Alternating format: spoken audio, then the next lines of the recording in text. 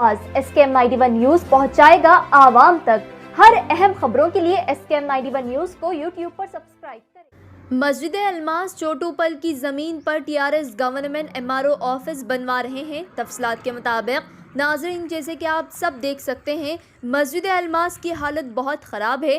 तेलंगाना हुकूमत उसको ठीक करने के बजाय मस्जिद अलमास चोटूपल की ज़मीन पर TRS गवर्नमेंट MRO ऑफिस बनवाया जाएगा और जल्द ही कंस्ट्रक्शन का काम शुरू होगा। देखिए ये रिपोर्ट। हमारी नुमाइंदे रिपोर्टर जाफ़र की एक ख़ास रिपोर्ट पेश है। SKM 91 न्यूज़ के editor in chief Ishtiaq Ahmed. हर अहम खबर से बाखबर रहने SKM 91 न्यूज़ को YouTube पर सब्सक्राइब करें।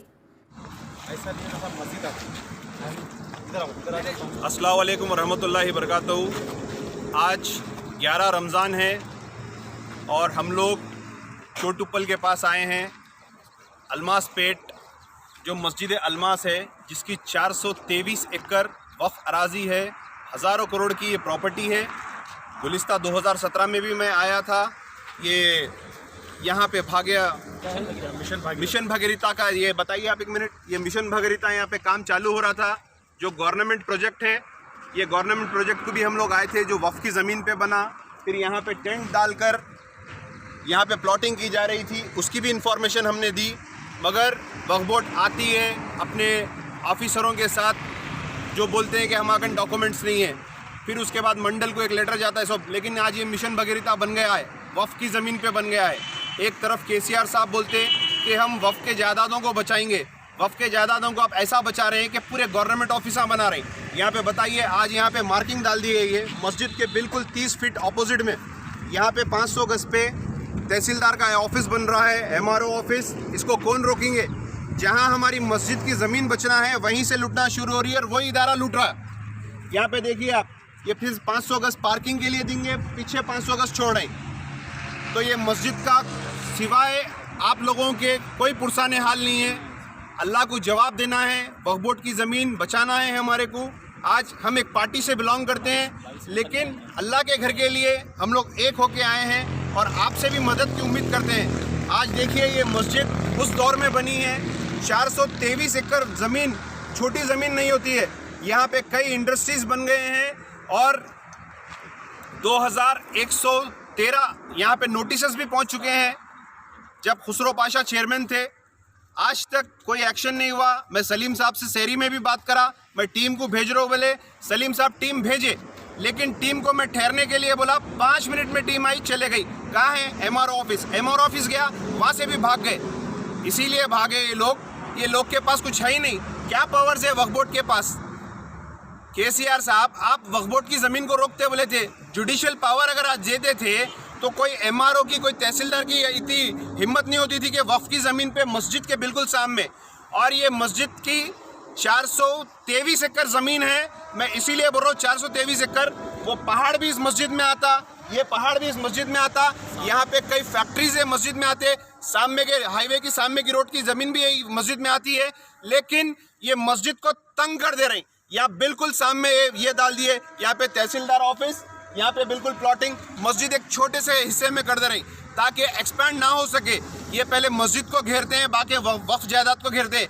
मैं वक्फ बोर्ड सलीम साहब को चैलेंज कर रहा हूँ, आप आइए यहाँ पे, आप आके इसको कैसा रोकते रोकिए। हम तो मर जाएंगे, कट जाएंगे, लुट जाएंगे, लेकिन अल्लाह के घरों के लिए बराबर काम करेंगे। जब तक हमारे अंदर खून है, जब तक हमारे अंदर सांस है, अल्लाह सुब्हानो तआला की जायदाद बिल्कुल बचाएंगे। ये हमारे आबो अजदाद छोड़ के कैसो ज़मीन है। अरे भाई, आज हम परेशान हैं। कोई बोलो आप, कोई शहर का बड़ा रियल एस्टेट वाला, कोई बड़ा शहर का पैसे वाला 1 एकड़ ज़मीन शहर में दे रहा कब्रस्तान के लिए, कहीं नहीं कोई चीज़ इमदाद हो रही है वक्फ बोर्ड में। कोई एक जना आज तक, इतने साल में मैं वक्फ बोर्ड का काम कर रहा हूँ 10-12 साल से, एक आदमी नहीं देखा जो अपनी जायदाद वक्फ करा। गया वो दौर, एक इंच ज़मीन वक्फ नहीं कर रही, कब्रस्ताना लूट रही। आज देखो कब्रस्तानों का प्रॉब्लम है। आप हम इस दुनिया से अगर चले गए तो हमारे लिए कब्रस्तान नहीं है। ज़िंदगी में बचा लो, ज़िंदगी में कर लो हर चीज़। घर गृहस्थी, बोले दावत अहबाब नहीं होता, मार्केट में निकलना पड़ता, कौम के लिए निकलना पड़ता, जुस्तजू करना पड़ता। आज हम सुबह सुबह उठ के यहाँ पे आए, 50-60 किलोमीटर इसीलिए आए कि हमारे को नाम की ज़रूरत नहीं है, अल्लाह को राज़ी करने के लिए आए। हम रोज़ा रहते अल्लाह को राज़ी करने के लिए, ज़कात देते अल्लाह को राज़ी करने के लिए, नमाज़ पढ़ते अल्लाह को राज़ी करने के लिए। आज अल्लाह की जायदाद भी बचाना हमारा फ़र्ज़ है। वक्फ बोर्ड में कोई ऐसा ऑफिसर नहीं है, किसी में काबिलियत नहीं है। वक्फ बोर्ड के ऑफिसरों को क्या यहाँ का ऑफिसर तनख्वाह उठा रहा? यहाँ का जो भी इंचार्ज है, रंगारेड्डी डिस्ट्रिक्ट का जो इंचार्ज है, उन्हें तनख्वाह उठा रहा, एक इंक्रोचमेंट हुआ तो नहीं मालूम होता? अरे आपके जायदाद लुट जा रहे हैं, आपको नहीं मालूम? आपके मस्जिदें शहीद हो जा रहे हैं, आपको नहीं मालूम? के चंद्रशेखर राव साहब, आप सेक्रेटरीट के 2 मस्जिदों को शहीद कर दिए और मस्जिदें बना के देते बोले। अरे आप है सो चीज़ हमारी लूट ले रही, आप होते कौन बना के देने वाले? आज रमज़ान जैसे रमज़ान में हम सिजदा नहीं कर सके। आज जो कीड़ा नहीं दिख रहा, जो दिखने वाला कीड़ा नहीं है, वो कीड़ा हमको पूरी दुनिया को परेशान करके बता रहा है कि ऊपर अल्लाह सुब्हानो तआला है, सुप्रीम पावर है। एहसास करिए, आपका काम है जायदादों को बचाना। आप तो 3 साल से क्वारंटाइन है, आप तो वहीं पे। आज हम यहाँ पे इसीलिए आए हैं कि वक्फ की ज़मीन को बचाने के लिए, और वक्फ के ऑफिसर्स आके बोलते हैं आप भुवनगिर मंडल में जाइए, वहाँ पे कंप्लेन दीजिए। तनख्वाह तुम खा रही, पैसे तुम ले रही, वक्फ की जिम्मेदार तुम है, वक्फ के नए नए गाड़ियों में तुम फिर रही, और यहाँ के हम गाँव के लोग जाके कंप्लेन देना, तुम क्या कर रही? सलीम साहब, मैं आपसे फिर एक गुजारिश कर रहा हूँ और आपको मैं बोल रहा हूँ, कल आइए आप यहाँ पे। अगर आप वक्फ की जायदादें नहीं बचा सकते, आप अच्छे होंगे, आपका अमला खराब होगा, आप रिजाइन दीजिए।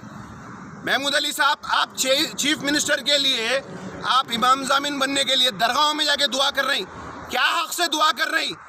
बताइए चीफ मिनिस्टर साहब, क्या करें मुसलमानों के लिए? एक चीज बताइए। अरे चापलूसी छोड़ो, वो मुसलमान बनो जो गाजी रहता, वो मुसलमान बनो जो अल्लाह से राजी रहता।